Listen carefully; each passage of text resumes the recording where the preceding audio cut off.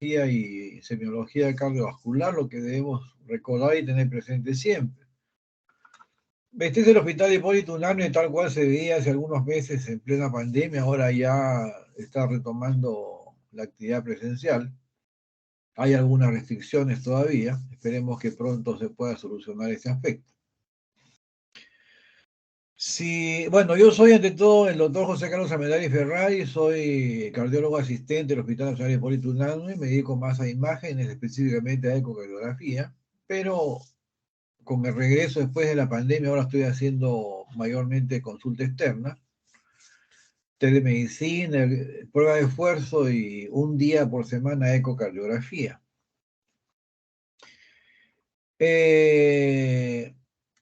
Lo que debemos tener presente cuando evaluamos a pacientes con patología cardíaca es que el corazón es una supermáquina. Si hablamos de supermáquinas, tenemos acá tres ejemplos. Un portaaviones de la serie Gerald Ford, es el portaaviones nuclear más poderoso del mundo. Hay un chino que dice que lo supera, pero el Raptor, una supermáquina en el aire, y el Mercedes de Fórmula 1 que hace 2 años ganó por última vez el campeonato de Fórmula 1. Cada uno tiene un entorno, el mar, el aire, la tierra. Si yo quiero que un Fórmula 1 vuele, pues imposible. Si importa que un avión vaya por el agua, tampoco. Cada máquina tiene un entorno. Dentro del tórax tenemos tres supermáquinas, entre otras estructuras. El ventrículo derecho tiene un entorno de funcionamiento que maneja muy bien volumen, pero no tolera presión. Esta es una reconstrucción tridimensional del ventrículo derecho. La aurícula izquierda, otra reconstrucción tridimensional, maneja volumen, pero con un margen muy estrecho, maneja presión con un margen muy estrecho. Y esto es el ventrículo izquierdo, una reconstrucción 3D, que maneja muy bien presión, pero si lo sobrecargamos de volumen, definitivamente claudica.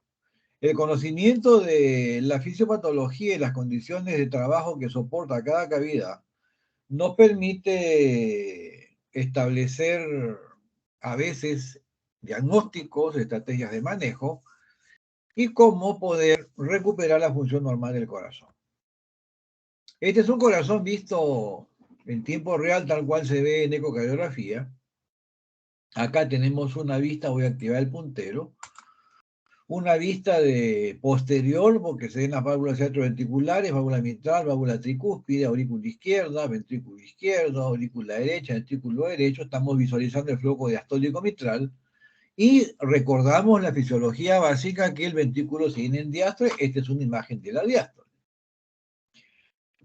Al costado tenemos una imagen diferente. Esta es una vista angulando hacia arriba el transductor. Se ve la vía de salida del ventrículo izquierdo. Este humo en amarillo, azul multicolor es la sangre que sale del ventrículo izquierdo hacia la aorta. Obviamente estamos en la sístole. Abajo hay una señal de electrocardiograma que sería muy difícil tratar de ver el electro y al mismo tiempo ver los fenómenos hidráulicos que ocurren en el corazón. El corazón funciona en merced a que hay un potencial de membrana, que van a hablar un poco más en detalle en la clase de electrocardiografía, que se produce por un movimiento de iones a través de la membrana celular del miocito. Este movimiento de iones incluyen el sodio, el calcio, el cloro y el potasio, que en una secuencia preestablecida atraviesan la membrana por gradiente electroquímico o por gradiente de voltaje o por mecanismos de bombas transportadoras con consumo de energía, generando un cambio de la polaridad y la aparición de un potencial eléctrico.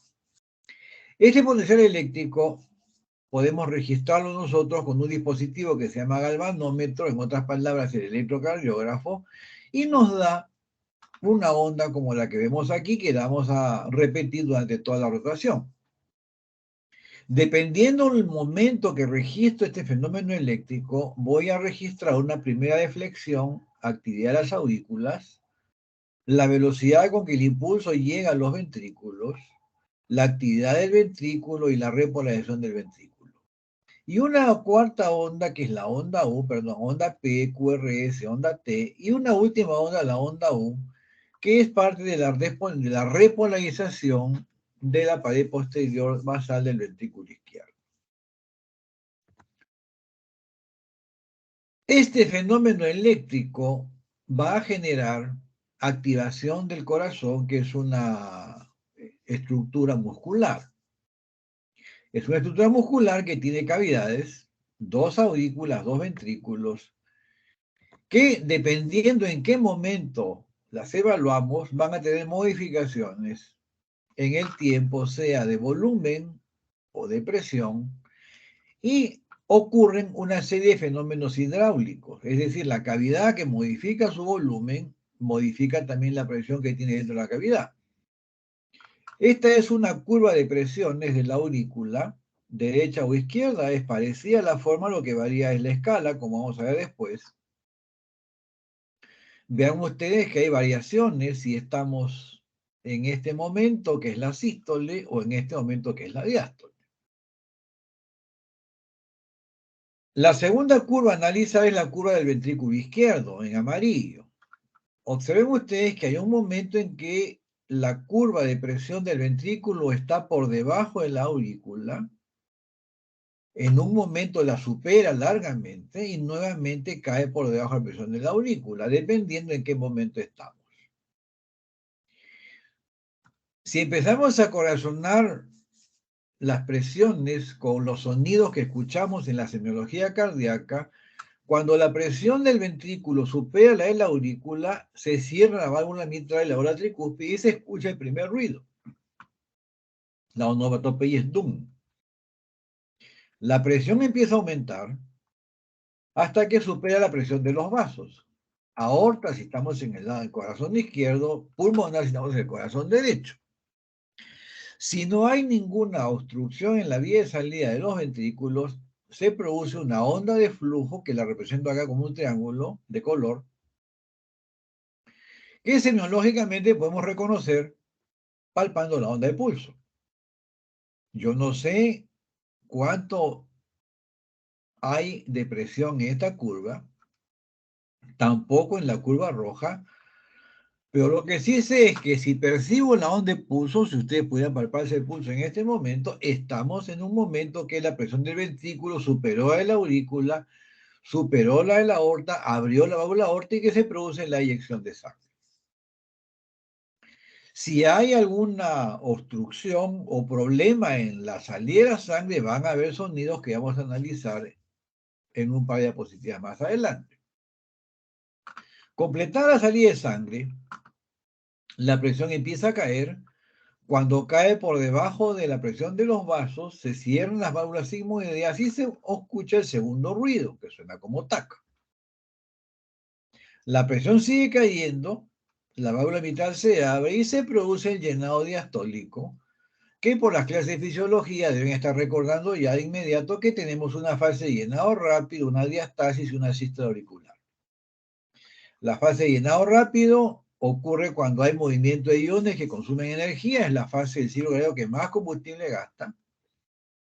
La diastasis es una suerte de pausa en el llenado y posteriormente la contracción auricular graficada por la onda P genera la última onda de llenado diastólico.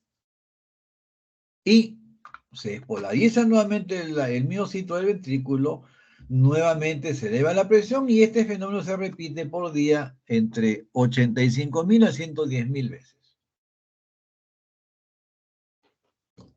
La frecuencia cardíaca promedio es 60 por minuto, normal. Diríamos que este fenómeno dura un segundo. Yo puedo reconocer de las dos partes, la sístole y la sístole palpando la onda de pulso. Entonces, primera aplicación práctica de este gráfico es que yo me ubico cuando examino pacientes y escucho el corazón, la sístole coincide con la onda de pulso. Toda expresión o fenómeno acústico que ocurra coincidente con la onda de pulso ocurre en sístole. Lo que no coincide ocurre en diástole. Cuando tenemos problemas, el ventrículo que no relaja bien, ejemplos, hipertensión arterial, por ejemplo, cardiopatía isquémica, otro ejemplo por hablar los más prevalentes hoy en día, hay un sonido anormal porque la aurícula hace un trabajo adicional para llenar un ventrículo que no relaja bien. Y aparece un sonido adicional que es el cuarto ruido. Ya no suena dum-tac, sino suena turum-tac, turum-tac. Cuarto ruido traduce disfunción diastólica. Es un sonido presistólico. Si el ventrículo o los ventrículos se dañaron, se dilataron, trabajan con demasiado volumen, aparece un sonido especial en la fase de llenado rápido, que es el tercer ruido. He practicado mucho, pero todavía no lo puedo reproducir, pero suena más o menos como un caballito, así. Espero que el sonido se escuche. Entonces tenemos ya que un sonido muy sencillo, el cuarto ruido, me orienta a disfunción diastólica. Un sonido peculiar, tercer ruido, me orienta a disfunción sistólica, ventrículo dilatado. La tecnología nos permite hoy en día analizar estos fenómenos y a los fenómenos ponerles números, cuantificar y en base a la cuantificación establecer diagnósticos y estrategias de tratamiento. Recuerden la curva, yo puedo ver que el ventrículo en sístole reduce su dimensión, este es movimiento en un solo punto, en una sola línea, perdón. Vean ustedes que cuando está la señal roja, el ventrículo es de un diámetro mayor, estamos en diástole, mitral se abre, entra la sangre. Cuando aparece la señal azul es que la sangre está bajando hacia la aorta, el ventrículo acorta su dimensión y se produce la eyección de sangre. Los dibujos de triángulos verdes podemos registrarlos por la tecnología. Este es un espectro Doppler que es un detector de flujo en este espectro en la vía de salida del ventrículo izquierdo. Y estos dos triángulos, espectro del flujo de sangre en la vía de entrada del ventrículo izquierdo. Recordarán que yo puse escala de tiempo, puse escala de presiones, yo puedo medir velocidades, puedo medir presiones y en base a eso hacer estimaciones hemodinámicas. Por ejemplo, si yo quiero calcular cuál es el volumen de sangre que sale en cada minuto, en las clases de geometría de la secundaria nos decían que el área de la circunferencia es pi por radio al cuadrado. Acá he medido un diámetro, entre 2 es el radio, multiplicado al cuadrado por la constante pi me da el área de la vía de salida del ventrículo izquierdo. Esta es la aorta, la aurícula izquierda, el ventrículo derecho. El área de este triángulo es una expresión del volumen que está pasando en cada latido. Si yo multiplico el área de la vía de salida por el área del triángulo, me da en centímetros cúbicos el volumen de sangre que sale en cada latido. Si tengo la frecuencia cardíaca por la señal del QRS en el monitor cardíaco, multiplico el volumen sistólico por la frecuencia cardíaca y tengo el gasto cardíaco. Así de sencillo. Estudiando la fase de llenado, yo puedo estudiar en un solo punto el llenado, o lo puedo estudiar en todo el ventrículo con una técnica que es la propagación de flujo color en modo M. Cuanto más echada es este espectro, la dificultad de ingreso de la sangre es mayor, igual a ventrículo que aumentó la presión de fin de diástole. Si correlacionamos el flujo mitral, la velocidad máxima entre la velocidad de propagación, y esto es más de 2.5, la división, me dice que la presión de fin de diástole está incrementada. Me cualifica, no cuantifica. Me voy un poquito más atrás a ver las venas pulmonares y acá tengo el espectro sistólico, diastólico y la onda auricular reversa. Si esta onda dura más que la onda A del diastólico mitral, otro criterio que cualifica presión de llenado incrementada. Pero si estamos en un caso clínico agudo, quien me pide el eco me va a decir, está bien, yo sé que está alta, pero ¿en cuánto está? El número podemos determinarlo mediante la relación entre las velocidades de desplazamiento miocárdico, velocidad diastólica inicial, velocidad diastólica mitral inicial, y estas velocidades llevadas a una ecuación me dicen en números cuánto está la presión capilar pulmonar. Entonces, vean ustedes que la tecnología, sin invadir al paciente, observando desde encima de la piel, me permite ya parámetros de tipo hemodinámico. Y en base a esto determinar diagnósticos y establecer conductas terapéuticas. El estándar de oro sigue siendo el cateterismo cardíaco, es decir, ingresar con un catéter dentro del corazón y conforme va progresando el catéter en las cavidades, registrar las presiones que dibujamos hace un momento. Ingresamos con el catéter de flotación o el catéter Swan-Ganz, que tiene epónimo por los que lo diseñaron. Es un catéter con un globito en el extremo distal, tiene un lumen proximal, un lumen distal, un sensor de temperatura y un sensor de presiones que va a un computador de gasto cardíaco. Lamentablemente, el catéter cuesta más de 650 soles. El computador de gasto cardíaco por lo menos cuesta $20.000, el monitor y la tarjeta 5.000 más. Si no tengo tecnología, pues no puedo hacer yo mediciones de tipo invasivo. Hablamos de esta tecnología de hospital nivel 3, 4, áreas de por lo menos cuidado intermedio o cuidados intensivos o unidad de trauma shock. La ventaja es que permite poner números. Presión de aurícula derecha 5 a 10, aurícula izquierda 5 a 12. Presión de ventrículo derecho 5 a 25, el vecino de 12 a 120. Presión o curva de presión arterial pulmonar, presiones de 15 a 25, aorta de 70 a 120. En un momento el catéter ya no avanza más, se enclava, cae la presión y esta es la presión capilar pulmonar. Prácticamente similar o igual a la presión de la aurícula izquierda, igual o similar a la presión diastólica final del ventrículo izquierdo. Esta es la presión capilar pulmonar, que calculamos en antes mediante una fórmula ecocardiográfica. Acá es una medición directa. Si yo quiero saber el gasto cardíaco, inyecto agua helada por el lumen proximal. La distancia está seteada en la computadora. El sensor de temperatura sensa el cambio de temperatura y temperatura inicial, temperatura final, distancia. La máquina calcula la velocidad del cambio de temperatura. Por fórmula me da el gasto cardíaco. Pero yo puedo obtenerlo de una forma no invasiva. Por supuesto, se necesita alguien experto que sepa hacer las mediciones y sean estas confiables. Pero nosotros vamos a empezar a trabajar probablemente en atención primaria. No voy a trabajar el primer día en el INCOR o en el INEN o en el Instituto Nacional de Salud del Niño o el Instituto Materno Perinatal. O sea, voy a empezar en atención primaria.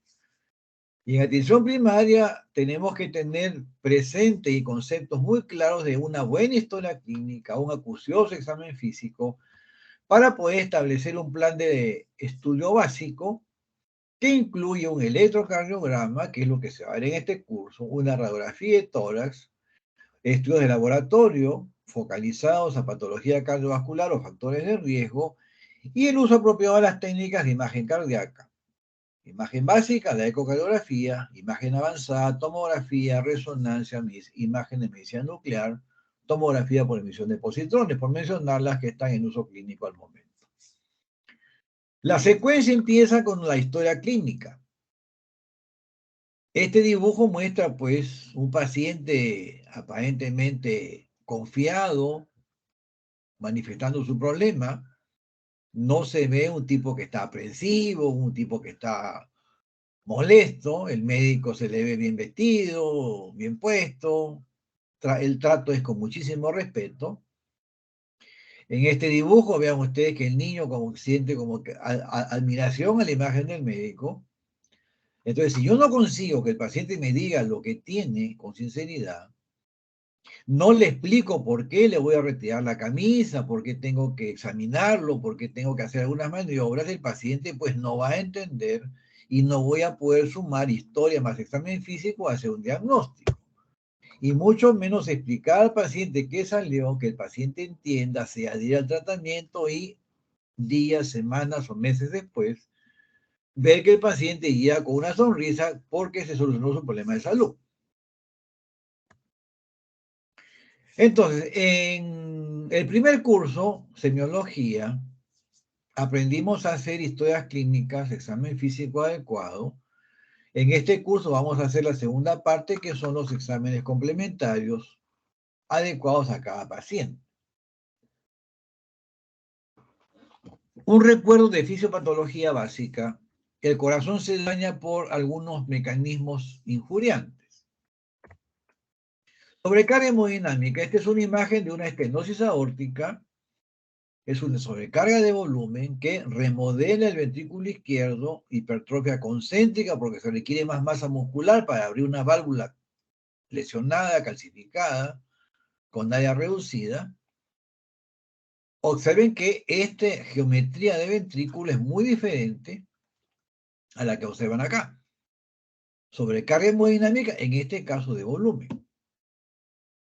Vean ustedes que el aspecto es esférico, la cavidad es mayor, la aurícula es mucho más grande, insuficiencia mitral, insuficiencia aórtica, sobrecarga de volumen, miocito dañado por injurias totalmente diferentes. Yo puedo perder miocitos por una isquemia aguda. Esta es una imagen de un infarto. Esta zona que no se contrae es un área agudamente isquémica. Se ocluyó una arteria coronaria. Una pérdida masiva de miocitos. Este es un caso de una miocarditis, una miocardiopatía dilatada. Vean ustedes el ventrículo izquierdo es esférico, la aurícula media redondeada, cavidades derechas dilatadas. Los cambios de forma del ventrículo traccionan los velos de la mitral, se produce una insuficiencia mitral. O a veces hay condiciones inusuales o poco frecuentes, como en este caso una miocardiopatía de tipo infiltrativo. El miocito se infiltra con una sustancia normal, amiloide, fibrosis, glucógeno, si hablamos de enfermedades de Gaucher, por ejemplo. La circulación es muy lenta, complicaciones, se forman coágulos en las cavidades, como este caso que este coágulo se desprendió, salió por la aorta y ocluyó una carótida y el paciente en una semana lamentablemente falleció. Entonces, en la historia, tratamos de obtener información que nos oriente a qué mecanismo está generando el daño. El examen físico me confirma el mecanismo, me confirma la estructura afectada y me permite hacer un diagnóstico. En palabras sencillas, tenemos 4 mecanismos básicos que pueden dañar al corazón. Y en base a los hallazgos de estos 4 mecanismos, podemos nosotros empezar a establecer un diagnóstico. Por ejemplo, un corazón que no se relaja bien es lo característico de la hipertensión arterial o la enfermedad coronaria. Si hablamos de antecedentes, el paciente me dice, bueno, yo tuve un infarto, yo soy hipertenso, yo fumo, etcétera, etcétera. Pongo el estetoscopio, escucho un cuarto ruido, me oriento a difusión diastólica. El corazón que se dilata, no se contrae bien, desde que palpo la región del tórax, como vamos a ver en el recuerdo más adelante, ya sé que es un ventrículo dilatado. Ausculto el corazón, tercer ruido, me oriento a disfunción sistólica, un corazón dilatado, y échese a buscar usted porque se dilató. Si hablamos de alteraciones estructurales, cardiopatías congénitas o enfermedades valvulares, la presencia de soplos me orienta a este mecanismo. Si sospechamos problemas eléctricos, la frecuencia cardíaca muy elevada o muy baja o irregular me orienta a que la arritmia es el factor desencadenante del síndrome clínico. Una referencia muy antigua, pero definitivamente una de las más útiles que encontré cuando hacíamos el diseño de esta clase.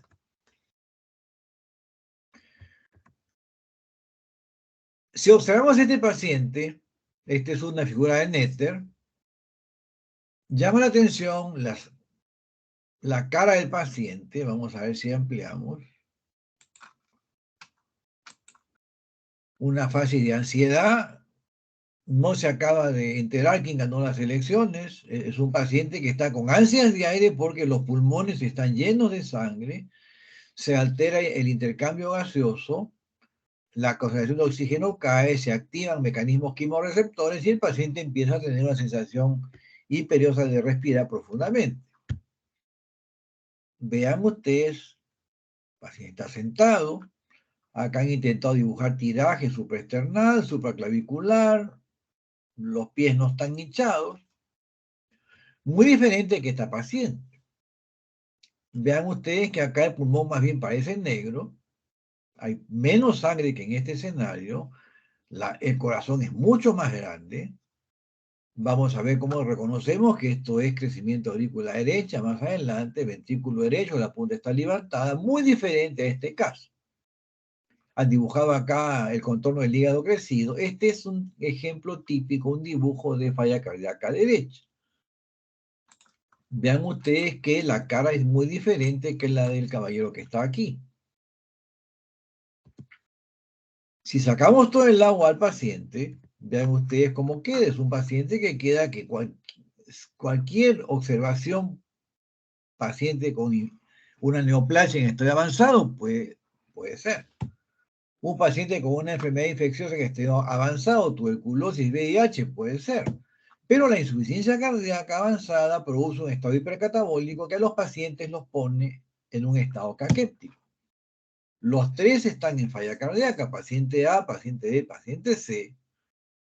Solo que acá tengo una falla izquierda, acá una falla derecha, una falla global. Este es un paciente que se le ha compensado, pero tiene una enfermedad avanzada.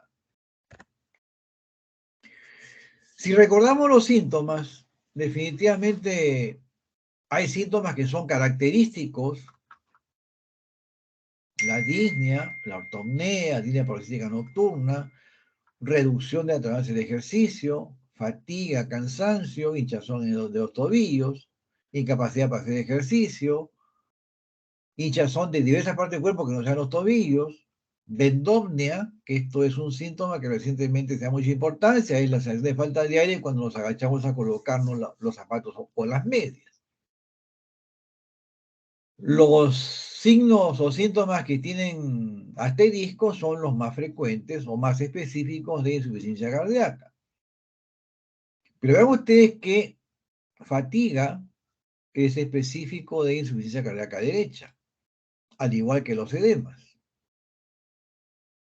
La disnea, vean que no tiene asterisco como disnea per se, porque la anemia puede dar disnea, la enfermedad pulmonar puede dar disnea, la obesidad extrema puede dar disnea, pero si es ortopnea o disnea paroxística nocturna, no hay duda que es insuficiencia cardíaca.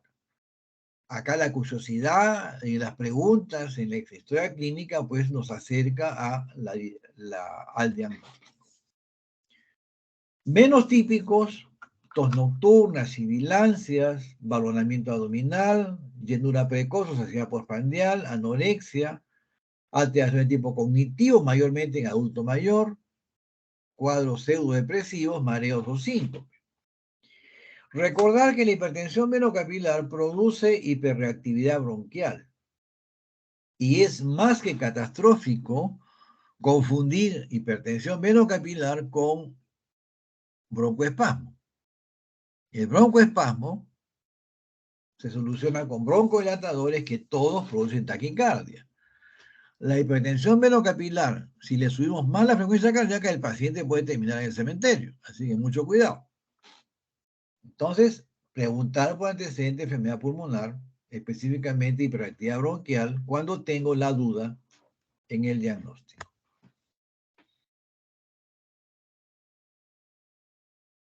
Definitivamente la ocultación cardíaca es punto crucial en nuestro estudio del paciente con patología cardiovascular. Pero debemos tener presente que antes de auscultar, tenemos que recordar todos los signos que pueden haber en insuficiencia cardíaca. y aumento de las yugulares, presencia de tercer ruido, cuarto ruido, crecimiento del corazón en la palpación del tórax, reflujo hepato yugular, alteraciones en la dinámica respiratoria, edema periférico, edema sacro en los pacientes postrados, mucho cuidado, si no lo buscamos, no lo encontramos, no diagnosticamos. Estertores pulmonares, aumento de peso involuntario, más de 2 kilos por semana, pérdida de peso en falla cardíaca avanzada, el paciente con caquepsia que mencionamos hace un par de slides, sonidos anómalos como soplos, opacidad o matidez en la palpación de las bases por presencia de derrame pleural, frecuencia cardíaca elevada, pulso irregular, polimnia, taquimia, hepatomegalia o dolor en el hipocondrio derecho, frialdad distal o liguria, presión de pulso muy pequeñita. Entonces, no solamente es auscultar. Buen examen empieza primero con la palpación de la región precordial. Iba a poner la foto de una dama, pero preferí no hacerlo para evitar malas interpretaciones y hago el comentario porque si yo tengo que descubrir a un paciente, tengo que explicarle por qué tengo que descubrirlo, por qué tengo que palpar el tórax. Si no lo traté con amabilidad, con respeto, va a ser imposible que el paciente acepte un examen físico. Y si el examen físico no lo inicio con la secuencia de la inspección, palpación, si tengo duda, percusión del área cardíaca y después la ocultación, el diagnóstico puede ser erróneo, como voy a mostrarles con una imagen muy sencilla. Si ustedes recuerdan en semiología, aprendimos que las áreas de ocultación, área aórtica está en el segundo espacio, línea paraesternal derecha, área pulmonar, segundo espacio, línea paraesternal de izquierda, área tricuspidia, cuarto espacio, línea paraesternal de izquierda, área mitral, línea medioclavicular, cuarto, quinto espacio. Esto es cierto si el corazón tiene tamaño normal. Pero si el corazón está crecido como este caso, definitivamente la posición de los focos de ocultación es muy diferente que en un paciente con el corazón de tamaño normal. Si no palpé, definitivamente la información que obtengo al ocultar va a ser pues totalmente errónea.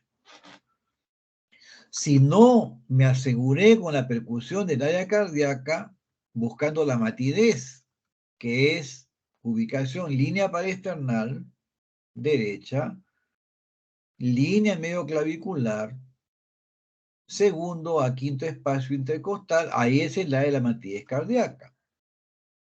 Si no está aquí, puede ser una dextrocardia, vamos a ver después unas radiografías.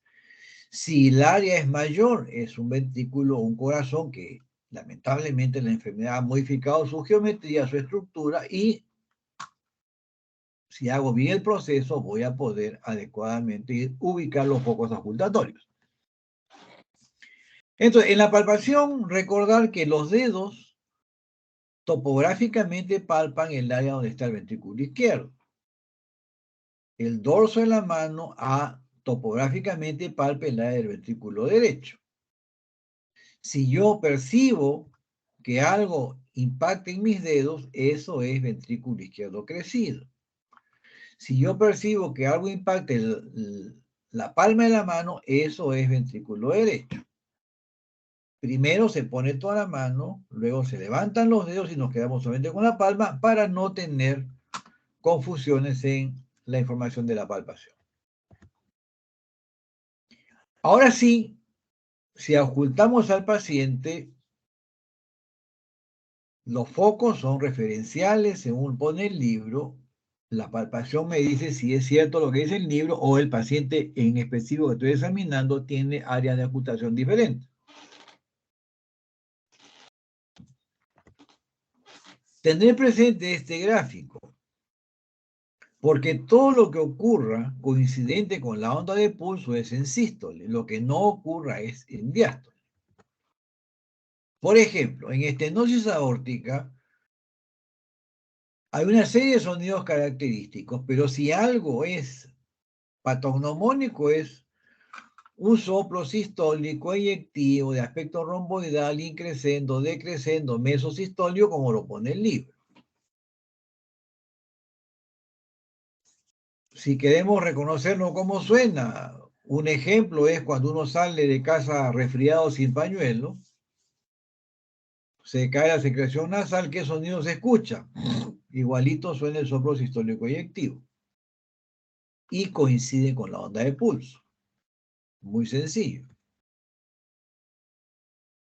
En este caso, ya palpé que hay un impulso ventricular izquierdo importante, probablemente el foco mitad esté un poquito más abajo, más hacia la izquierda. Esto también es en sístole, pero empieza mucho antes que el soplo aórtico, porque empieza desde que la presión del ventrículo supera la de la aurícula. Esto es lo que el libro dice: soplos holosistólicos, en chorro de vapor, tonalidad grave. Cuando yo nací no habían vapores, ya ustedes nacieron un poquito después que yo, tampoco han escuchado vapores, pero sí, todos los años hasta que empezó la pandemia, cuando cumplían años y soplaban la torta, ¿qué sonido se escucha? Es muy diferente, que ya tienen dos sonidos que coinciden con los de pulso. Uno corresponde a un soplo sistólico eyectivo, otro a un soplo sistólico regurgitativo, muy diferente. Si vamos a la diástole, el ejemplo característico, estenosis mitral, vean ustedes que la geometría del corazón es muy diferente que los escenarios previos. Acá la aurícula es la que sufre impacto hemodinámico de la lesión, se dilata, la válvula no se abre, la sangre ingresa a alta velocidad al ventrículo izquierdo y se produce una turbulencia cuya expresión acústica es un soplo diastólico de llenado ventricular izquierdo. El libro lo pone tipo rodamiento, pero para que se entienda es un soplo como un motorcito. Trrr. Si estamos en ritmo sinusal, aumenta la intensidad del motor al final de la diástole, trrr, refuerzo presistólico. No coincide con la onda de pulso que está acá. Muy sencillo. El cuarto tipo de soplo es un soplo sistólico, diastólico, perdón, regurgitativo, insuficiencia aórtica o insuficiencia pulmonar. No coincide con el pulso porque ocurre cuando debió cerrarse la válvula aórtica o la pulmonar, no se cierra y se produce el regreso de la sangre hacia los ventrículos. El libro pone que es de tonalidad indecrescendo, aspirativo. Si queremos compararlo con algo, acuérdense el verano, cuando se podía ir a la playa, ahora llevamos mucho tiempo, seguro que es un cáncer de piel. En mi época íbamos de 8 de la mañana hasta las 6 de la tarde en la playa. Hacíamos deportes veraniegos y como estábamos jadeantes, tomamos algo y después que el líquido baja por el esófago, ¿cómo suena? Igualito suena un soplo diastólico aórtico y no coincide con los de pulso. 4 sonidos, 4 escenarios muy diferentes, 4 cambios estructurales que podemos determinarlos o sospecharlos con la ocultación cardíaca. No se olviden el artificio de ocultar tomando o palpando la onda de pulso. Debemos tener presente, como se va a ver en la segunda clase, que la patología del corazón izquierdo, llámese miocardiopatía hipertrófica, dilatada, isquémica, valvulopatía mitral, valvulopatía aórtica, genera a largo plazo elevación de la presión arterial pulmonar. Y si no estamos atentos a escuchar siempre con acuciosidad los focos pulmonares tricuspídeos, se nos va el diagnóstico de hipertensión pulmonar, que por la presencia de un soplo tricuspideo sistólico de insuficiencia tricuspidea podemos plantear que la enfermedad ya avanzó, como vamos a ver más adelante. Esto es de la última definición universal de insuficiencia cardíaca. en donde todo empieza, vean ustedes, signos y síntomas de insuficiencia cardíaca, por anormalidades estructurales y o funcionales. Esto es historia clínica. Pero si yo no hago una buena historia clínica, no voy a poder interpretar exámenes de laboratorio sofisticados como un examen de laboratorio, el péptido natriurético, que no está disponible masivamente, que expresa elevación de las presiones intracavitarias. Pero si yo sé que la elevada presión capilar pulmonar produce crepitantes, no tengo que hacer péptido. Si yo sé que la elevada presión de fin de diástole produce cuarto ruido, ¿para qué voy a hacer péptido? Entonces, la semiología es crucial para objetivar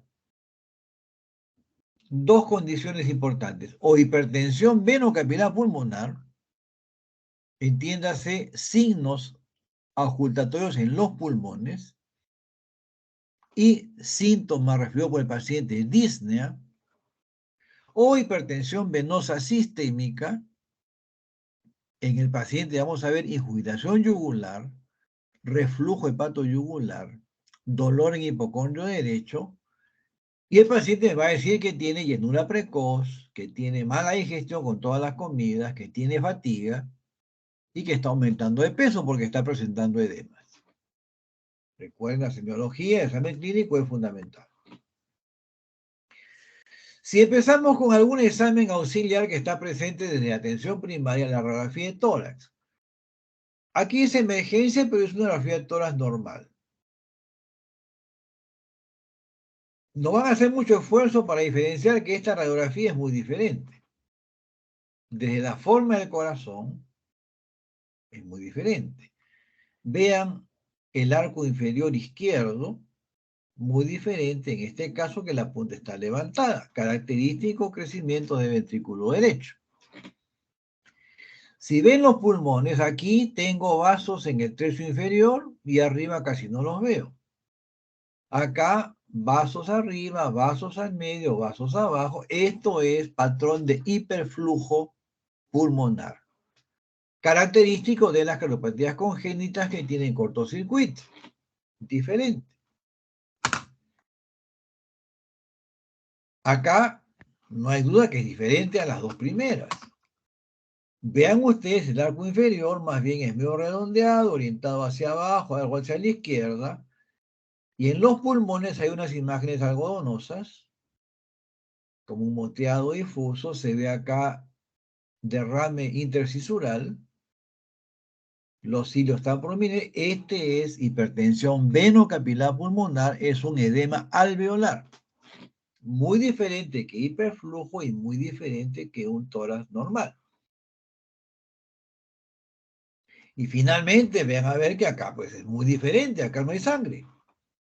Este es imagen característica de hipertensión arterial pulmonar. Vean ustedes que la punta está mucho más levantada que en este caso.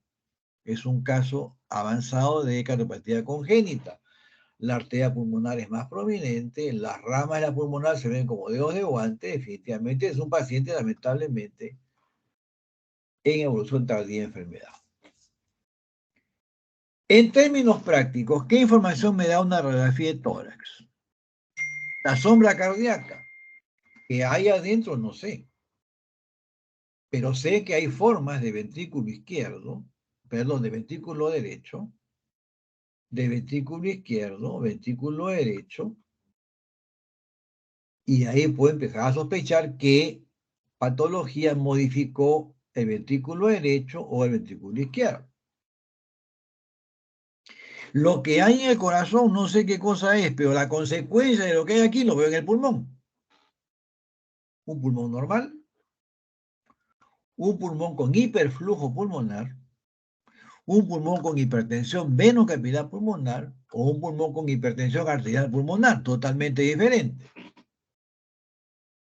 Y finalmente, si la enfermedad está avanzada, vean ustedes las partes blandas, que es el tejido que está por fuera de las costillas, casi no se ve en un paciente con enfermedad avanzada como estos dos de aquí. Acá, lamentablemente, corté mucho la imagen. Entonces, si estoy en atención primaria y pido una radiografía de tórax, tengo que tener en mente la sombra cardíaca, los campos pulmonares y las partes blandas. En práctica vamos a aprender a reconocer más en detalle los contornos de cada estructura afectada para acercarnos a un diagnóstico. Entonces, el corazón cuando tiene cambios, podemos tener tres tipos de modificaciones, que no solamente es macroscópicamente, sino microscópicamente el miocito. Un estímulo fisiológico, el deportista, que es el gran desafío de la zona gris de hipertrofia normal o anormal, el miocito es normal. El volumen es algo mayor y todos los parámetros funcionales son normales. Una hipertrofia concéntrica patológica, el miocito tiene una morfología diferente, al igual que una hipertrofia por sobrecarga de volumen, remodelado excéntrico es muy diferente. Yo puedo acercarme a qué tipo de remodelado es en base al examen físico, un crecimiento del corazón que no es masivo como el que vemos acá.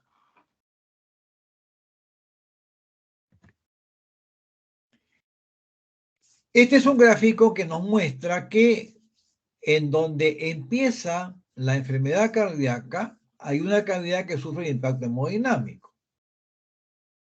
Y hay una secuencia evolutiva en el tiempo que tenemos que buscar.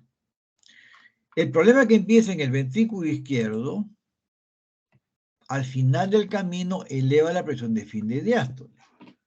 Cuando yo tengo un remodelado concéntrico anormal o excéntrico anormal o severa sobrecarga hemodinámica, el común es que al final se eleva la presión de fin de diástole. Aparece un cuarto ruido. Si tenemos un remodelado excéntrico, además tenemos un tercer ruido. La sangre tiene esta secuencia de circulación. Obviamente, si la presión en el ventrículo se elevó en la diástole, la aurícula tiene problemas para enviar la sangre al ventrículo y para las consecuencias, la presión de aurícula se eleva, se transmite al capilar pulmonar porque el drenaje venoso pulmonar tiene dificultades para entrar en la aurícula y la sangre está en el pulmón. Hipertensión veno-capilar pulmonar. ¿Qué dice el paciente en la historia? Disnea. Disnea de esfuerzo, disnea paroxística nocturna, ortopnea y no se olviden bendomnia. Si no soluciono o no trato en este punto el problema, la elevada presión capilar pulmonar induce modificación de la presión arterial pulmonar y esta se eleva a largo plazo. La gráfica de las supermáquinas tienen que recordar en este momento que el ventrículo derecho maneja volumen pero no maneja presión. Si le sube la presión arterial pulmonar, claudica y aparecen tardíamente signos de hipertensión venosa sistémica. ¿Qué dice el paciente? Fatiga, le entra el aire pero no tiene fuerzas. Cuando come se llena rápido. Los alimentos todos le caen mal. Empieza a ganar de peso, aparecen edemas y ajuntatoriamente soplo de insuficiencia cuspidia, impulso ventricular derecho o reforzamiento del segundo ruido en área pulmonar. Y la radiografía de tórax pues es completamente diferente que cuando había hipertensión velocapilar pulmonar. Comprenderán que si yo debo hacer historia clínica es muy diferente si la hago en este momento o la hago en este momento o la hago cuando todavía recién tengo signos iniciales de insuficiencia cardíaca. Si hablamos de la clasificación de falla que van a hablar en la clase respectiva, estadio A, paciente con riesgo de desarrollar daño. Estadio B, ya hay daño, el paciente puede no tener síntomas, pero tiene signos. Estadio C, paciente ya tiene síntomas, paciente ya tiene signos, ya tiene tratamiento, con mejoría o no, pero ya tiene síntomas y signos estructurales. Estadio D, lamentablemente complicaciones tardías como hipertensión pulmonar, que a veces ya no es reversible. Seguimos avanzando. Dependiendo de la lesión, este es un ejemplo, por mencionar uno de los muchos que hay. La enfermedad avanza en el tiempo y hay identificadas cascadas bioquímicas como si la angiotensina, mecanismos humorales que generan pues el daño estructural, la progresión de la enfermedad, la calcificación de las válvulas. Pero este no es un fenómeno aislado. Recordar que la válvula aórtica está conectada al ventrículo izquierdo y el ventrículo izquierdo también sufre cambios. Hipertrofia inicialmente predominantemente en miocitos, el miocito se agota, aumenta la apoptosis, empieza a morirse, a haber necrosis de miocitos, reemplazo por tejido fibroso, aumento de matriz intersticial y al final el corazón tiene gran cantidad de tejido fibroso, ya no se contrae bien y ya no es reversible el daño, así cambia la válvula. Hoy día podemos cuantificar la fibrosis por ecocardiografía, sospecharla con técnicas modernas de estudio o cuantificarla mediante resonancia magnética. Pero si yo no tengo en mente que el fenómeno no solamente es en la válvula, sino en el miocito, no voy a estar en capacidad de pedir resonancia cuando tengo un paciente con enfermedad avanzada y quiero ver si va a mejorar o no con mi tratamiento de reemplazo valvular. Si hablamos algo de mecanismo de falla cardíaca o fisiopatología y bases para el tratamiento, tener presente que si el corazón no funciona adecuadamente, se activan cascadas supuestamente compensatorias. El sistema renina-angiotensina-aldosterona, tengo que bloquearlo con 3 estrategias disponibles. O uso inhibidor de enzima conversión de angiotensina, o uso un bloqueador receptor de angiotensina, o uso una combinación de bloqueador receptor más un inhibidor de prilesina, que es la última droga que ha aparecido en esta cascada.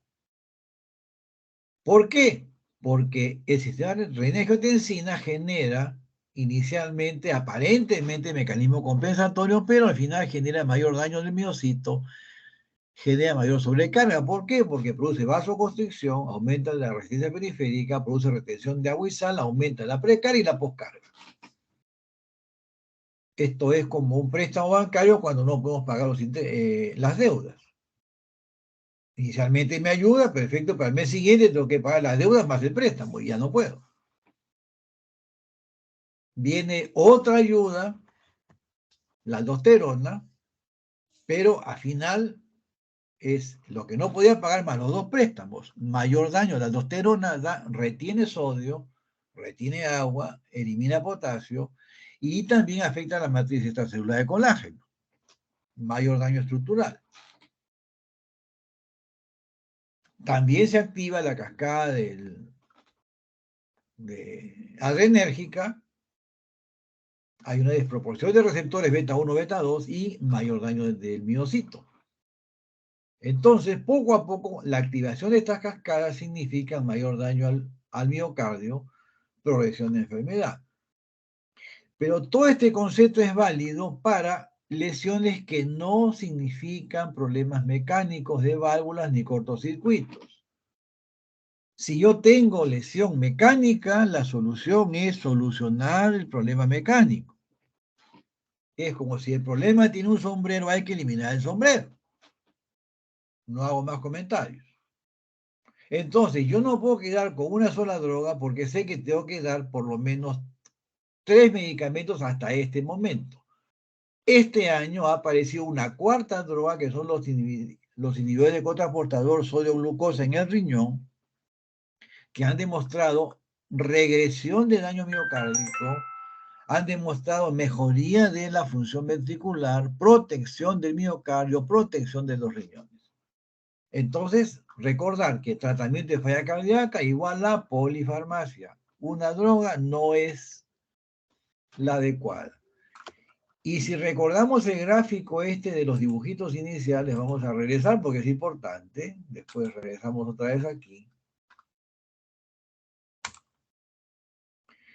Si la secuencia no la hice bien, no, este no es, perdón, me equivoqué.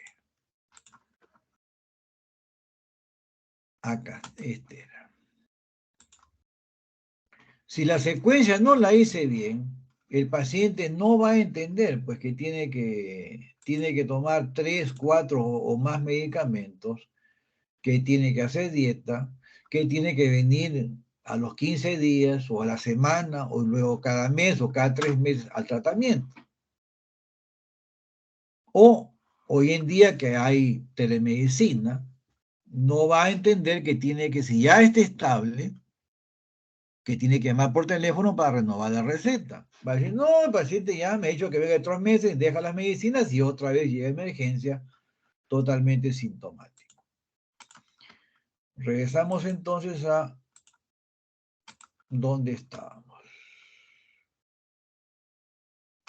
Entonces, es importantísimo diferenciar si estamos en emergencia, porque cardiología, uno de los escenarios de trabajo más importantes es emergencia, áreas críticas, a un paciente ambulatorio que está hospitalizado luego que superó la fase aguda. La estrategia para diferenciar es la ectoscopía. Y en la ectoscopía tener presente que la presencia de manifestaciones vegetativas o disnea anuncia problema potencialmente letal. No se olviden de ello. En emergencia, esto es de una conferencia que hicimos de ecocardiografía hace unos meses, pero debo tener que, como cardiólogo, nos van a llamar por 4 problemas. Dolor torácico agudo. Acá en semiología hay 3 causas a tener en mente si estoy en emergencia. Síndrome coronario, embolia pulmonar, síndrome aórtico agudo. Esas 3 condiciones matan y matan rápido. Si no son, bueno, pero si son y no lo pensé, cuidado, pueden haber problemas.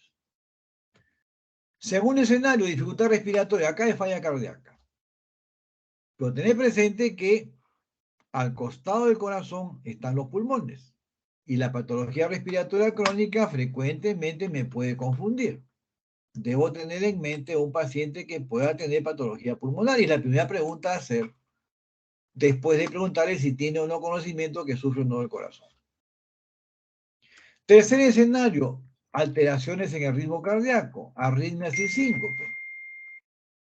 Y finalmente, alteración estructural, presencia de soplos o sonidos anormales en el corazón. Esto es los 4 grupos o escenarios clínicos que tenemos que estar en capacidad de reconocer en emergencia. Y en este caso, la imagen cardíaca básica es de gran ayuda. Pero si yo no sé cuál de los 4 escenarios estoy, ¿qué le voy a pedir al ecografista? Y vamos a ver un caso clínico al final de la conferencia. Seguimos avanzando. La clasificación de falla cardíaca, esto es del año pasado. Tener presente que la clasificación de Nueva York es historia clínica. Síntomas y severidad los mismos. Esto es historia, semiología. Si hablamos de el estándar actual que todo el mundo habla, la fracción de eyección, hay muchos colegas que no saben ni qué es la fracción de eyección. Esto es tecnología, tengo que hacer un ecocardiograma o una resonancia magnética para tener este número que es la fracción de eyección. Si no hice bien la semiología, ¿cómo interpreto esto acá? Tener presente que la etiología, y acá entra el gráfico de los círculos, disfunción sistólica, disfunción diastólica, estructural o problema eléctrico, por mencionar los principales grupos. Que acá se incluye, pues, como ven, isquemia, patología no isquémica, valvulopatías, enfermedad hipertensiva, enfermedades miocárdicas primarias, inflamación aguda del corazón, etcétera, etcétera. O toxicidad miocárdica por quimioterapia. Dependiendo el estadio de progresión, el gráfico de los circulitos que vimos, estadio A, riesgo de desarrollar insuficiencia cardíaca, estadio B, signos de daño en el corazón, ausencia de síntomas. Estadio C, síntomas como sin tratamiento, respuesta favorable o no. Estadio D, complicaciones principales. Finalmente, los últimos dos criterios, el MOGIS, este es fundamentalmente para enfermedad miocárdica primaria. La última clase que tienen conmigo es enfermedades miocárdicas ahí, pero esto es más que nada para institutos de alta complejidad. En atención primaria nos quedamos con los primeros, el primero y el tercero y el cuarto. Intermax, esto es falla cardíaca avanzada, pacientes que están con sospecha que ya tenemos que pensar en trasplante cardíaco o otra estrategia muy avanzada como dispositivo de asistencia ventricular izquierda. No es de atención primaria ni de hospitales nivel 2 o 3. Es para institutos. Seguimos avanzando. ¿Por qué es importante tener en mente la patología cardíaca? Porque de las causas de mortalidad estimadas al 2030, vean ustedes que la primera causa es patología cardíaca. El perseguidor más cercano es el cáncer. La pandemia apareció acá. Y la pandemia no ha superado la mortalidad de causa cardiovascular. El avance en la terapéutica y precocidad de diagnóstico de cáncer ha hecho que el cáncer hoy día se pueda curar, algunos tipos. Pero las medicinas que se usan dañan el miocardio si no estamos atentos a predecirla y a prevenirla. Y el paciente que se curó de cáncer se muere de insuficiencia cardíaca. O sea, lejos, la enfermedad cardíaca es la primera causa de muerte en todo el mundo.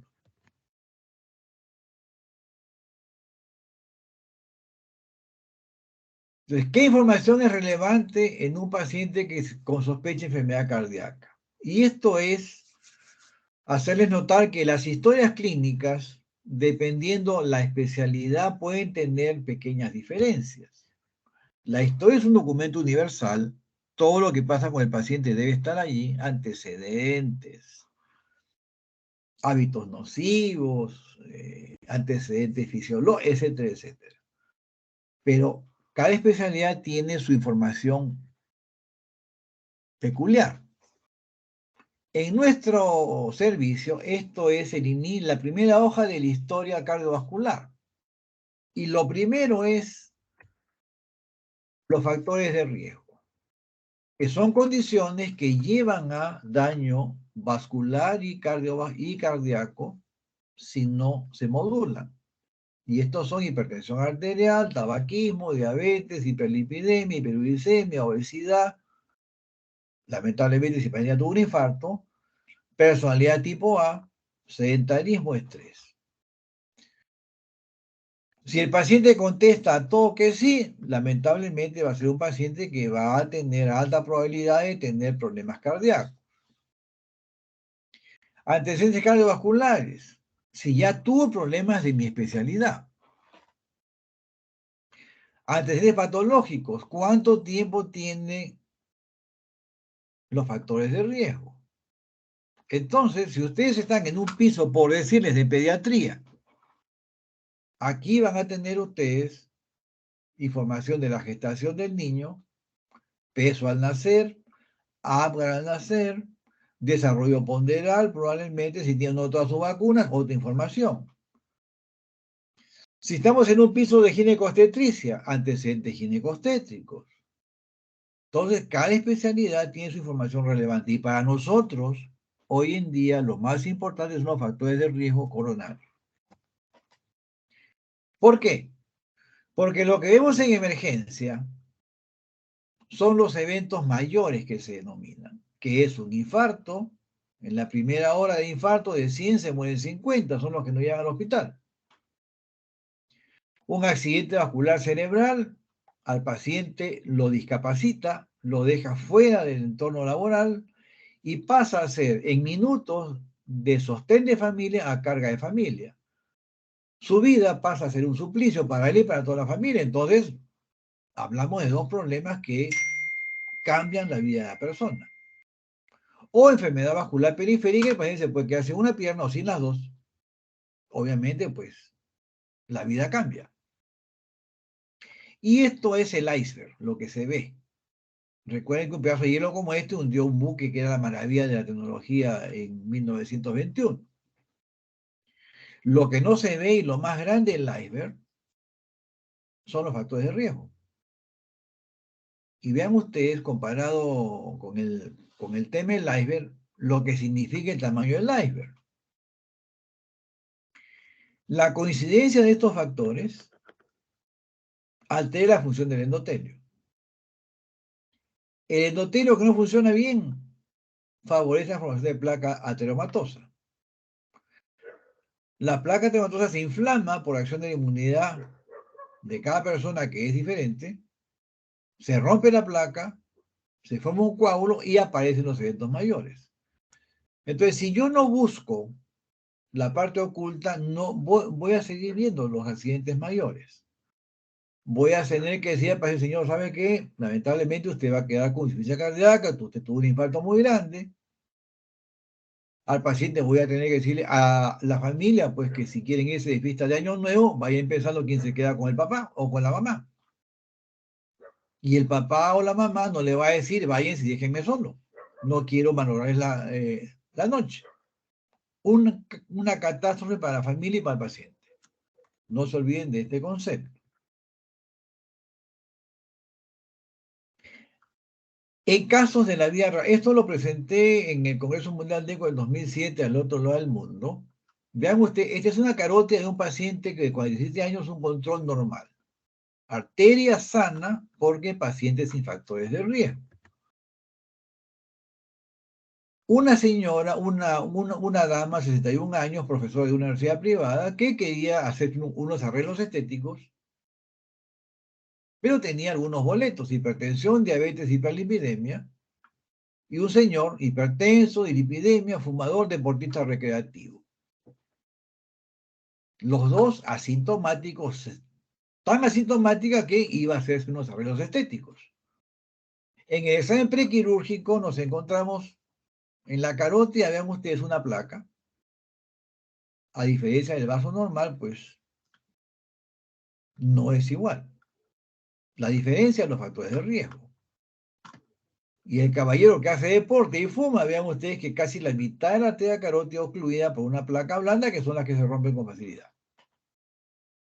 Pacientes que están disfrutando la vida, pero que tienen, como se dice, una espada de Damocles cerca de la cabeza. El control, y ahora pacientes que tuvieron accidentes mayores. 52 años, infarto fatal. Se murió a los 2 días que ingresó al hospital. Vean la carótida. 62 años, asintomática hasta que tuvo un accidente vascular cerebral, hemiplegia para el resto de la vida. La placa de la se rompió, los componentes de la placa se fueron arriba, adiós cerebro. Hemiplegia, afasia. Entonces, vean ustedes que conocer precozmente los factores de riesgo significa modularlos. Podemos tratar la hipertensión arterial, tratar la hiperlipidemia, tratar la diabetes. El factor genético no se puede. Podemos hacer que el paciente baje de peso. La pregunta acá, ¿cuántos barrigones han visto hoy día en cada cuadra por la que han pasado? En cada vehículo de servicio público, en cada tienda que han entrado, más de uno. ¿Cuánta gente han visto fumando? ¿Cuánta gente han visto que porque le dieron 10 centavos menos devuelto en el transporte público, saltaron como un pitbull cuando le quitan el plato de comida? La gente está estresada. ¿Cuánta gente tiene capacidad económica para consumir al día 5 verduras, 5 frutas? Nadie. Entonces estamos en un entorno que está haciendo que cada vez gente de menos edad acuda con enfermedades que pueden evitarse. Y lamentablemente no hay borrón y cuenta nueva. Este es un gráfico de los mapas que estuvieron de moda en la pandemia, pero vean ustedes que mortalidad por enfermedad coronaria. El Perú tiene color verde igual que Canadá, Argentina, Europa Occidental, Australia, Sudáfrica. Nos quisimos parecer en otras cosas, no en mortalidad por enfermedad cardiovascular. Mortalidad cerebrovascular. Perú igual que Colombia, igual que Argentina, que México, Estados Unidos, Canadá, Alaska, Europa. Es decir, nos parecemos en los problemas que matan, no en otros aspectos que serían ideales parecernos. De 25 causas de muerte documentadas en el MINSA, este es el consolidado más reciente que he encontrado, sexta causa, enfermedad isquémica del corazón, infarto de miocardio. Séptima causa, vamos a aumentar, enfermedad cerebrovascular. Novena causa, enfermedad hipertensiva. Décima, diabetes mellitus. Entonces, enfermedades que no dan síntomas son las primeras que matan, o están en el grupo que más mortalidad genera. Cifras locales. Este es un estudio de hipertensión arterial, uno de los más importantes, tornasol y tornasol 2 de la Sociedad de Cardiología. 2006, prevalencia 23.7%, 1 de cada 4 peruanos de entre 18 y 75 años hipertensos. Tornasol 2, 2011, más de 1 de cada 4 hipertenso. El tornasol 3 empezó en 2019 y la pandemia arruinó el estudio. Se estima que estamos ya en más de 30. Hay otro estudio reciente del grupo Cayetano que han encontrado 25, 26%. De todas maneras, 1 de cada 4 peruanos o más tiene hipertensión arterial. Con los conceptos de JNC7 para decir que es hipertenso, presión por encima de 140/90. Preocupa este grupo que se denominaba prehipertenso, que es presiones de 120, voy a aumentar acá, de 120 a 139 y 80 a 89. Que hoy día, tanto el grupo europeo, voy a aumentar otra vez, como la Sociedad Latinoamericana de Hipertensión Arterial, esto está vigente, lo ponen como normal alto o presión normal. Comprenderán ustedes que si yo tengo un paciente con presión normal alta, que es obeso, que fuma, que es diabético, que tiene colesterol, pues es muy diferente que un paciente que tiene 120. Entonces, a veces, los documentos guía, que todo el mundo habla, la guía, a veces nos confunden. Y a veces nos plantean dudas para definir una conducta terapéutica. Entonces, tratar de evaluar de forma integral a los pacientes. Si yo sumo 23.7 más 32.4, me da más de la mitad de la población que está en este grupo. Y si ustedes recuerdan cuántas personas con sobrepeso había en cada ómnibus, más de la mitad de los pasajeros tenían barriga prominente. O sea, hay una gran cantidad de pacientes en riesgo inminente de desarrollar patología cardiovascular. Y el problema es que cuanto más alta es la presión, la mortalidad aumenta. Porque voy a esperar que el paciente llegue a 135, 85 más para recién tratarlo cuando la mortalidad es el doble.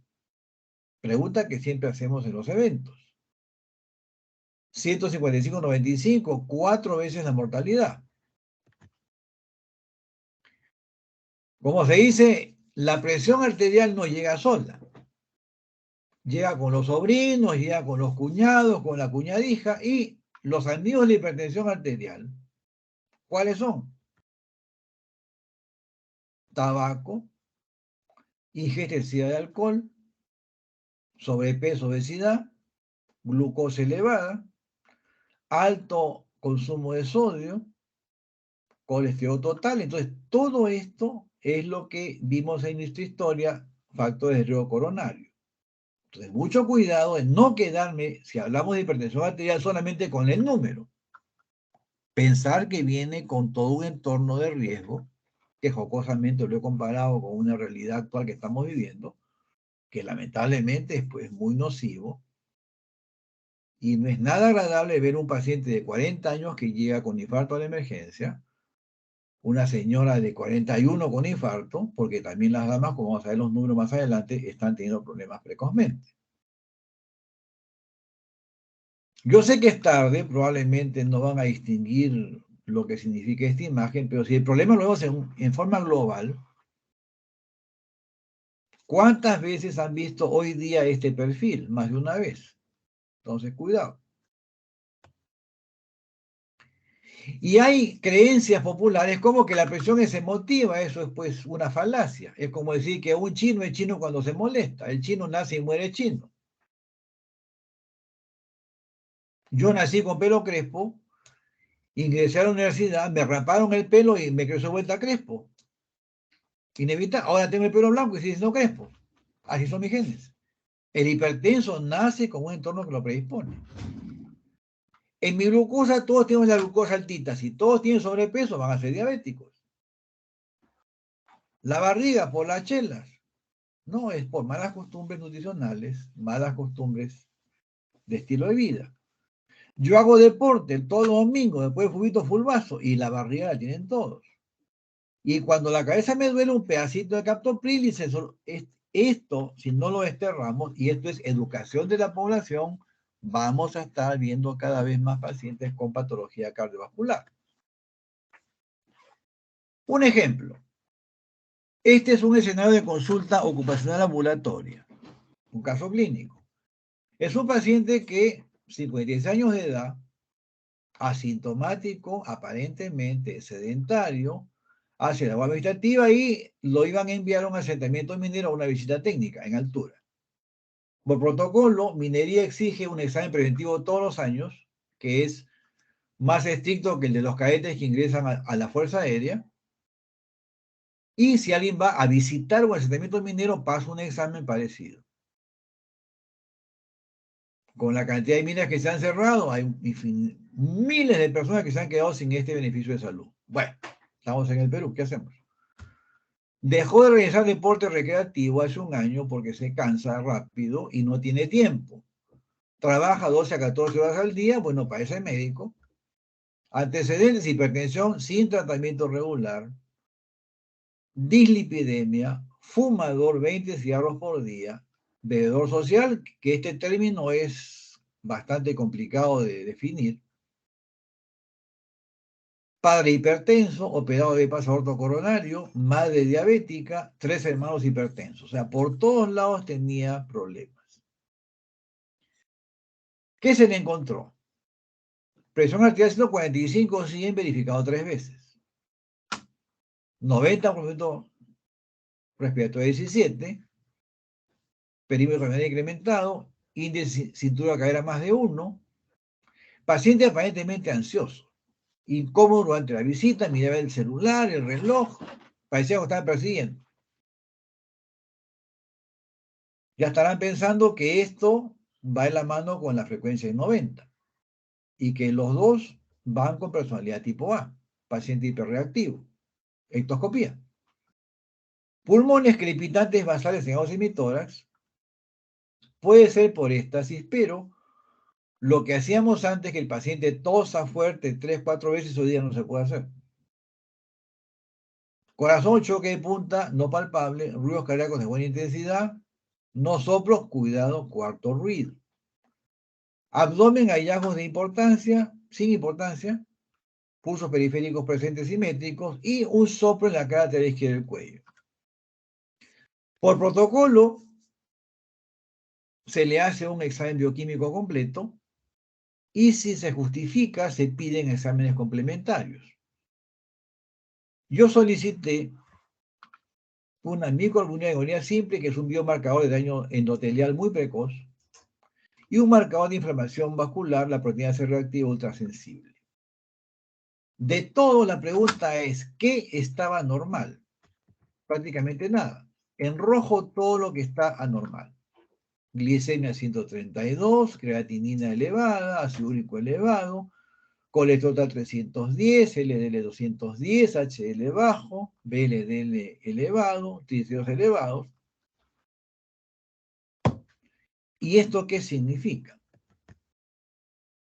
Si lo llevamos a una ecuación de riesgo o un score de riesgo, que este es uno de los muchos que hay, pero es el más semiológico que hay porque estamos en un curso de semiología y empezando clínica, y es importante saber que la información clínica del paciente, cuanto más rica sea, es definitivamente mejor.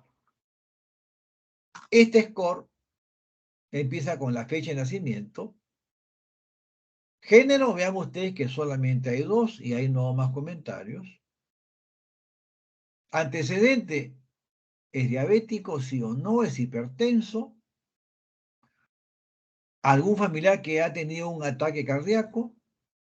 Si fuma, si dejó de fumar, cuánto fuma.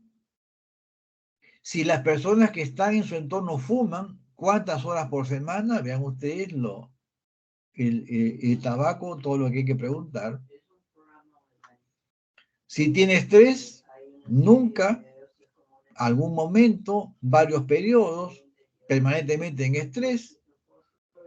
Si se ha sentido triste, melancólico, comprenderán que si al señor que está mirando el celular, el reloj, le pregunto, caballero, ¿usted está triste? Probablemente me conteste mal.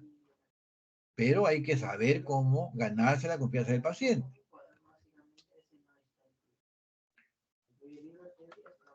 ¿Qué hace en su tiempo libre?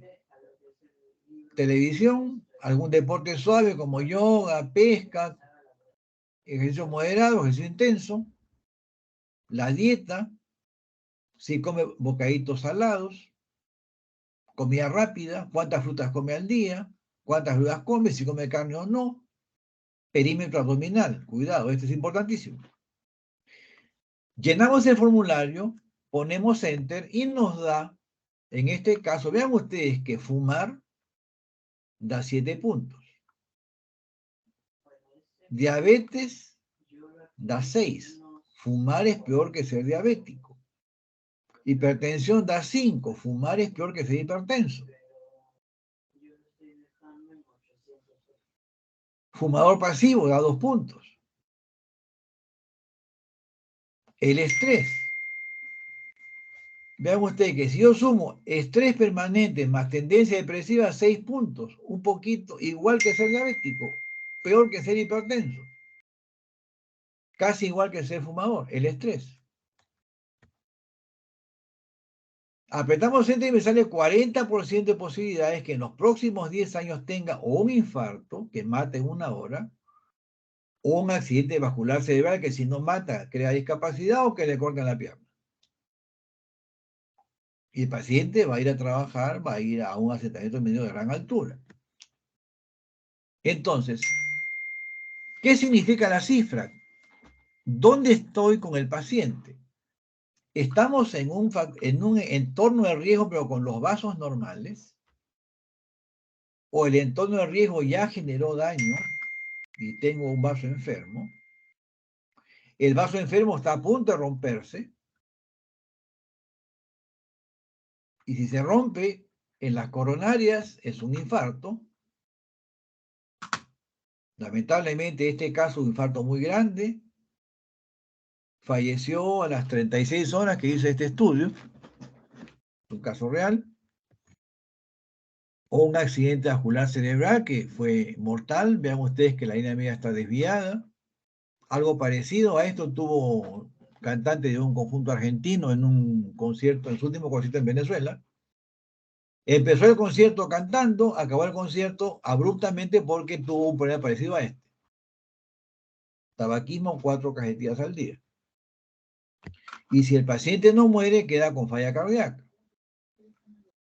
Si este paciente se va a una fiesta de Año Nuevo y se le ocurre bailar una marinera o un guaylas, en minutos puede terminar con un edema pulmonar. Y se arruinó la fiesta. A emergencia, toda la familia, es decir, una catástrofe para el entorno familiar. Hablando de infarto, vean ustedes que este se estudia la Sociedad Peruana de Cardiología, cifras nacionales, personas menos de 40 años ya tienen infarto. La gente joven que tiene que ver con la política, con la administración de empresas y todo, casi un 30% de los infartos que llegan. Mi generación, bueno, obvio que es la gran mayoría de casos de infarto. El adulto mayor, bueno, ya es parte de la evolución natural, pero preocupa mucho el grupo de 40 a 60 y los menos de 40 que ya empiezan a presentarse. Si algo cierto, tiene lo de la igualdad de género, es que las mujeres tienen igual cantidad o parecida cantidad de infarto que los hombres. Incluso los menos de 40. Ven ustedes que hay damas que llegan con infarto menos de 40 años.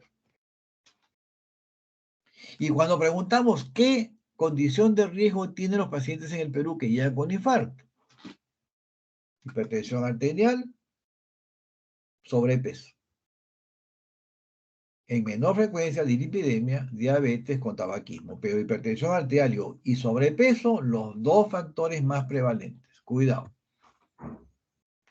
Algo de infarto. El infarto puede ser muy característico, el paciente llegar hasta porque hizo paro cardíaco, un dolor muy típico o un dolor que tiene características desafiantes para la semiología. Acá tengo que hacer una historia clínica muy acuciosa, antecedentes, porque si yo le doy de alta al paciente, puede ser que acerté, pero si me puedo equivocar, y un paciente que esté empezando un síndrome crónico agudo que se puede morir. Entonces, mucho cuidado, si el paciente tengo duda, no se va al hospital hasta que esté seguro que no está incurso en un síndrome crónico agudo. Tengo que ponerlo en observación, monitoreo electrocardiográfico cada 3 horas o cada 4, y marcadores serológicos, troponina, ultrasensibles, si hay protocolo de 1, 2 o 3 horas en nuestro hospital. Hay que saber qué recursos tenemos para el diagnóstico. Y en base a la evolución ya tomamos una decisión terapéutica. En el infarto, el tiempo es músculo. Y observen ustedes que a los 30 minutos de infarto, antes de los 30 minutos, ya hay disfunción diastólica. Disfunción diastólica, mencionamos cuarto ruido. Yo estoy en emergencia, el paciente llega con dolor torácico agudo, lo escucho y tiene cuarto ruido, probablemente tengamos un infarto. Y cuanto más rápido abra la arteria, definitivamente voy a recuperar músculo, voy a salvar músculo. Porque vean ustedes que la necrosis del miocito empieza antes de la sexta hora. Si yo aplico trombolítico más de la segunda hora, vean ustedes que hay hemorragia intramiocárdica y puedo romper el músculo cardíaco. Es crucial hacer la historia en qué momento empezó el síntoma o en qué momento se hizo más intenso. Porque esto tiene implicancia pronóstica que puede ser la vida del paciente. Esto se va a hablar un poco más en detalle en la clase de infarto. El concepto acá es que sea el contacto con un servicio móvil médico, hospital con capacidad resolutiva, es decir, que pueda hacer angioplastía primaria, que no puede hacer o que puede hacer, lo primero un electrocardiograma. 10 minutos de contacto ya debo tener el electro. En menos de 90 minutos, si lo llevé a un hospital que no tiene capacidad resolutiva, debe estar haciéndose trombolisis. En menos de una hora, si lo llevé a uno con capacidad resolutiva, ya debo estar abriendo el vaso con una angioplastía. En práctica, vamos a presentar casos característicos de estas estrategias. Pero el concepto es tiempo es oro, lo primero es el electrocardiograma. Y cuando se da la clase de infarto, van a ver que hay infarto con elevación de segmento ST o sin elevación de segmento ST. Y eso es lo que se va a ver acá. Un vaso sano, electrocardiograma normal. Un vaso que se enferma, el electro cambia, a veces solamente el pilevoltaje de la onda T.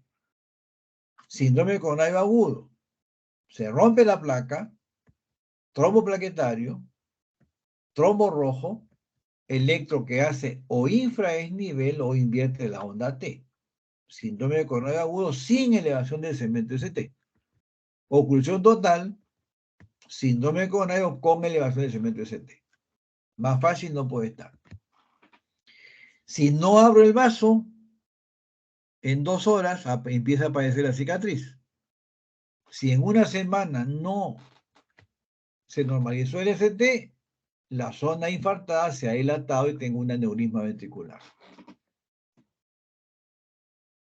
Rápidamente, la anatomía coronaria, coronaria izquierda, coronaria derecha. La izquierda, descendente anterior, circunfleja, derecha como una C. En términos prácticos y festivos, es como decir Miraflores, Pueblo Libre, San Isidro. Tiene su territorio y este es el mapa de los distritos, por decir. La descendente, ¿en dónde está? B1, B2, B3, B4, que son puntos de observación del electrocardiograma. En práctica se va a hablar que es una derivación, que es un punto de observación. Pero queda en el concepto de que dependiendo qué derivaciones del electro se alteran, es la arteria que está enferma. Circunfleja de 1 a BL, B5, B6, coronaria derecha, D2, D3 a BF. Hay una lesión que no tiene amigos. Si ABR tiene supraesniveles, lesión de tronco de coronaria izquierda o proximal de descendente. Así que mucho cuidado cuando existan los cambios que hemos mencionado en la dirección ABR. Bueno, este es lo mismo que hablábamos del tamizaje que hacemos con electrocardiograma, con troponinas y si tengo duda, ecocardiografía. No olviden ustedes este gráfico, es muy útil, estamos en emergencia y acá la importancia de la semiología. Porque a veces, por ejemplo, un ejemplo de problema eléctrico. Paciente, todo se derrumbó, como dice la canción. 68 años hipertenso, hiperipidémico, 5 años de evolución sin tratamiento. El electrocardiograma es una arritmia, una fibrilación auricular. El doctor Orellana tiene una clase que va a hablar en detalle de este tema. Pero el riesgo que hay con una fibrilación auricular es que pueden formarse coágulos en la orejuela izquierda. Si el coágulo se desprende, se va al cerebro y paciente que ingresa con hemiparesia derecha, disartria, trastorno sensorio. Etiología: hipertenso sin tratamiento, epidémico sin tratamiento, probablemente enfermedad silente. Otro caso, esta es una dama mucho más joven, pero que tiene una lesión valvular. Un soplo diastólico mitral, estenosis mitral, vean ustedes acá la arteria pulmonar, la aurícula derecha, acá hay edema interstisural, bueno, derrame interstisural, perdón. Pero la fibrilación auricular, si algo produce es formación de coágulos dentro de las cavidades cardíacas. Este es un coágulo, un tremendo coágulo que tapa las venas pulmonares. Acá tengo la vena pulmonar superior derecha, la vena pulmonar inferior derecha.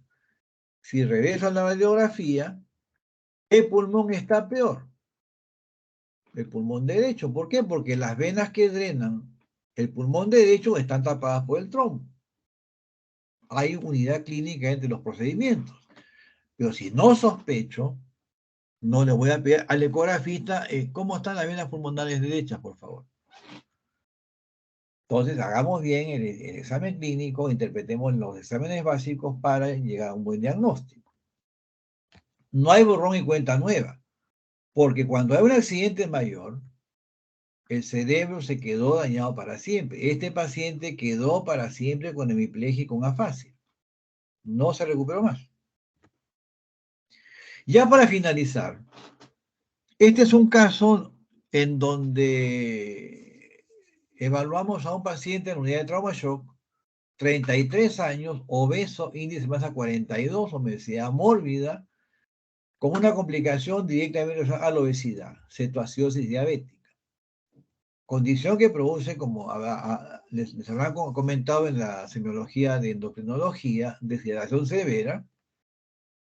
Llega con la glucosa en 1210 miligramos. Tenía 1 gramo 210 de glucosa en sangre. Prácticamente parecía miel de abeja su sangre. Llegó así. Vean ustedes que está deshidratado. Bueno, no hay sangre en los pulmones prácticamente. Paciente seco, pero vean ustedes un panículo inmenso. Vean el tremendo cuello que tiene, una papada. Se le ha colocado un catéter central en aurícula derecha, aparentemente para hidratarlo, parte del tratamiento de la situación diabética, pero nos llaman porque empezó a desmejorar y cuando llego a trauma shock el paciente estaba así. ¿Qué pasó acá? Como yo hago imagen, me pidieron el ecocardiograma y la pregunta, pues, digo, ¿qué cosa quieren que vea? La función ventricular izquierda, algunos parámetros, fracción de eyección, gasto cardíaco, función diastólica, presión de llenado, función ventricular derecha, complicaciones mecánicas y una miradita a las estructuras vecinas por si acaso. ¿Qué busco? En un paciente obeso de 145 kilos, distribuido 6 metros 58 de estatura, con gran dificultad respiratoria, un examen más que desafiante. Hacemos el eco. A lo que se ve que es un corazón normal. Yo tranquilamente puedo decir, ¿sabe qué? El corazón está bien, se contrae bien, el tamaño es normal. Me llama la atención la aurícula derecha acá como que se colapsa parcialmente, pero más que eso no hay. Pero el curioso mira el emitor derecho porque si yo les pregunto en esta radiografía qué es lo más llamativo, si ingresa así y cuando me llaman está así, ¿qué es lo más llamativo?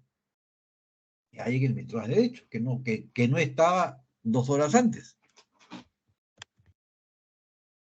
Y eso se ve en este ítem estructuras vecinas, que al final fue lo más importante de todo lo que damos información en el ecocardiograma. Veamos. Le estaban pasando medicamentos y esto que se ve como una línea, como una especie de filamento, es el catéter, que debía estar en la aurícula derecha o en la vena cava superior y estaba en otro sitio. El medicamento que le inyectaron genera un artefacto como un humo y ya hice el diagnóstico, ¿no?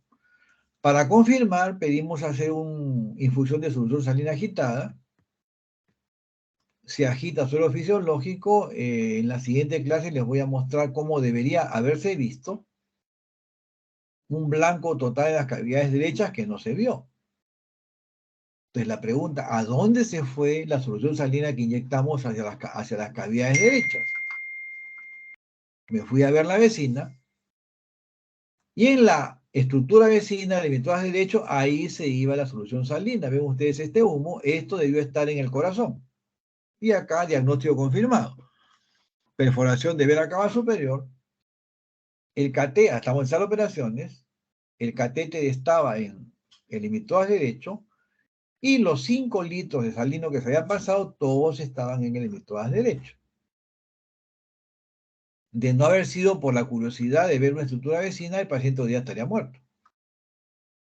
De inmediato se subió a sala de operaciones, toracotomía, sutura de vena cava, se sacó el catéter, se posicionó bien y el paciente hoy día, bueno, bajó de peso, está en tratamiento, trabajando y disfrutando la vida. Entonces, pero si no se solicita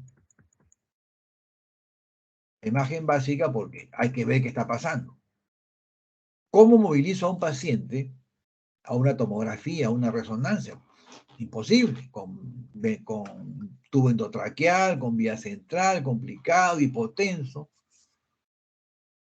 La imagen básica del ultrasonido cardíaco es portátil, a la cabeza del paciente, resultado inmediato, y empleado con acuciosidad, soluciona problemas. Muy bien, espero de que la información haya sido de utilidad. Es una revisión. Como conclusión diremos que el síndrome clínico de enfermedad cardiovascular es la insuficiencia cardíaca. Dependiendo de la válvula o estructura afectada, hay una cámara que sufre impacto hemodinámico. Existen signos característicos de los mecanismos patológicos de cada tipo de lesión, sea esta estenosis, regurgitación, cortocircuito o isquemia. En todos los pacientes con enfermedad cardíaca se debe evaluar compromiso del circuito menor porque tiene implicancia pronóstica, es decir, aparición de hipertensión pulmonar. Y cuando no tenemos tecnología para el diagnóstico, nuestros 5 sentidos son la herramienta más importante para el diagnóstico. No tener tecnología sofisticada no significa no hacer adecuados diagnósticos y obviamente tratamientos adecuados. Muy bien. Si hubiese alguna pregunta, todo quedó claro, todo se entendió, es un poco tarde, pero un poco extenso el tema, pero espero que haya sido entretenido y ilustrativo.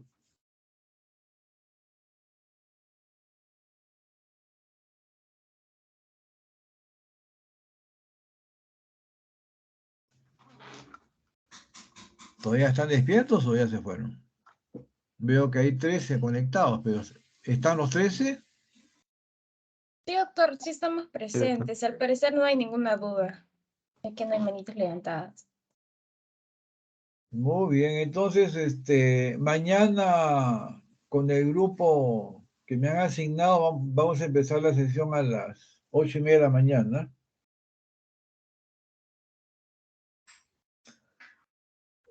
Hay un grupo del doctor Salazar que se va a fraccionar, ¿no? ¿Alguien va a estar conmigo?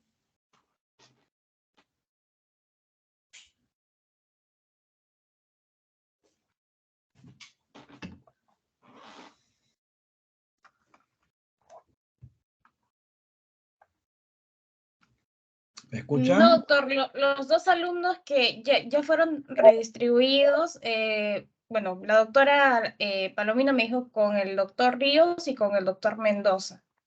Ah, ya, perfecto.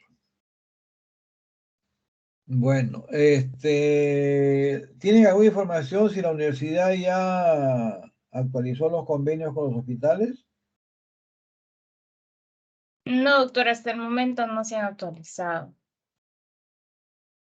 Ya, porque es importante, sobre todo como administrativamente todavía está vigente la emergencia sanitaria, tiene que estar todo desde el punto de vista administrativo saneado o por lo menos aclarado, ¿no? Porque todavía se están viendo casos, por supuesto que muy pocos, pero todavía hay pacientes que ya en intensivos, incluso algunos colegas, amigos míos han estado en intensivos. Por supuesto, poco tiempo, no como en la primera ola, pero no sería nada recomendable tener un problema sanitario, ¿no? Pero apenas exista el tema administrativo aclarado, se van a poder iniciar las prácticas presenciales. Con limitaciones, pues, porque todavía estamos en problemas, ¿no? Recuerdo Sí, que... doctor, en cuanto tenga un mayor alcance sobre el tema del convenio, yo le estaría avisando, doctor. Perfecto. El caso que les he presentado el último, lo vimos con unos alumnos de hace algunos años, que los invitaba cuando yo tenía guardias, y a veces en toda la rotación se veía casos ambulatorios y en una sola guardia veíamos infartos, falla cardíaca, arritmias, hasta lamentablemente casos fatales más de una vez. Porque la práctica clínica, pues, tiene que ser contacto con el paciente. Personalmente yo tenía la mala costumbre que grababa siempre los estudios, la radiografía, por eso hay material, pero o sea, hay certezas de lo que yo vi, lo que yo viví, lo están reviviendo ustedes con las imágenes que presento, que es la gran diferencia. Diferente es que hubiese palpado, por ejemplo, ese paciente, frialdad distal, pulso filiforme, el llenado capilar lento, la hipotensión que tenía es muy diferente. Pero esperemos pues que se solucione pronto la situación sanitaria actual. La siguiente clase voy a ver, según la programación de los demás profesores, es hipertensión pulmonar, posiblemente la hagamos el día jueves.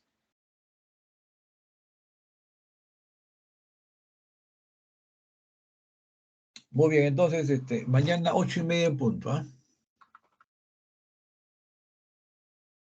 Está bien, doctor, muchas gracias. Ok, hasta luego.